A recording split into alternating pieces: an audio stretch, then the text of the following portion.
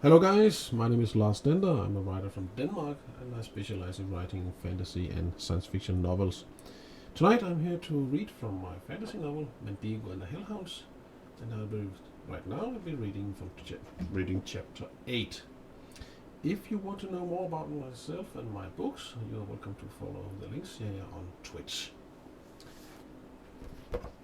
Chapter 8 from Mandigo and the Hellhounds. At long last, Greta was able to light the oil lamp. Outside, a huge black cloud had passed before the sun, thereby contributing to the darkness. It was now slowly dissipating, and sunlight seeped once again through the cottage windows, making the shadows disperse. Mandigo lay curled up in a ball at the foot of the bed. His heart was beating wildly, and he was pale as a ghost that covered in cold perspiration.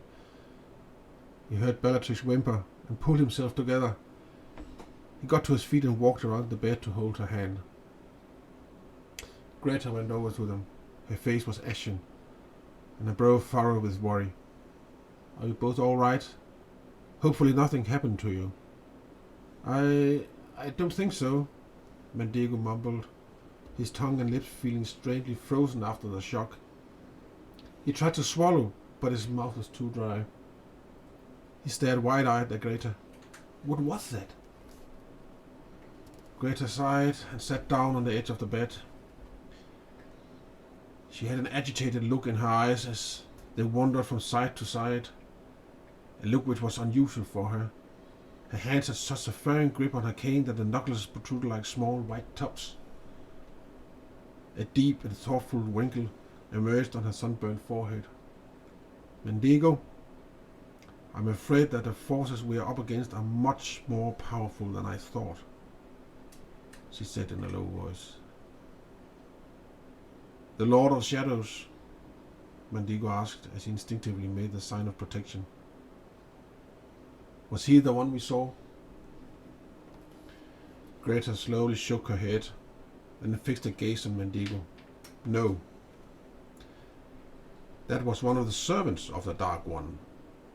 He was acting as a guard and protector against anyone who might be spying on his lord and master by way of magical distant observation.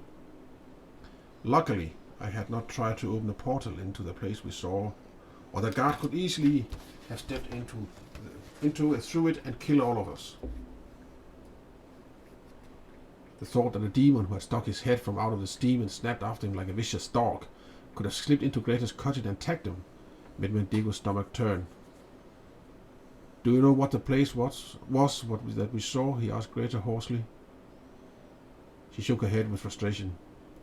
"Unfortunately, no. But whoever owns it must possess very strong magical powers in order to be able to control so many Shrolocks, and a demon as strong as that guard clearly was." "What now?" Greta's gaze rested on Bellatrix as he stroked the girl's hair to calm her. Luckily, Bellatrix had been sleeping when the demon had struck its head out from Greta's steam mirror, so she had escaped the worst scare this time around.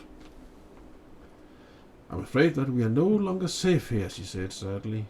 "Bellatrix and I will have to leave." "Leave?" Mandigo cried. But you can't. What about me then?" Greta got to her feet and signaled for Mandigo to follow her.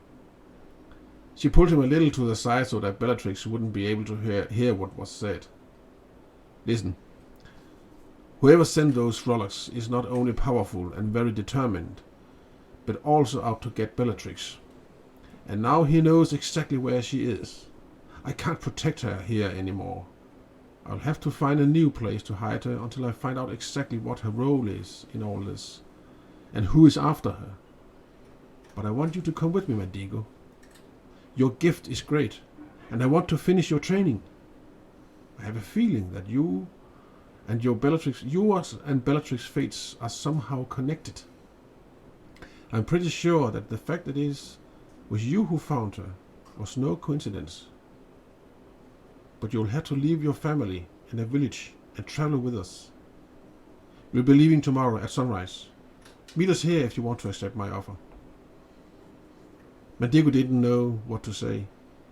He was completely overwhelmed, not only by Greta's offer, but also by everything else that had happened that morning.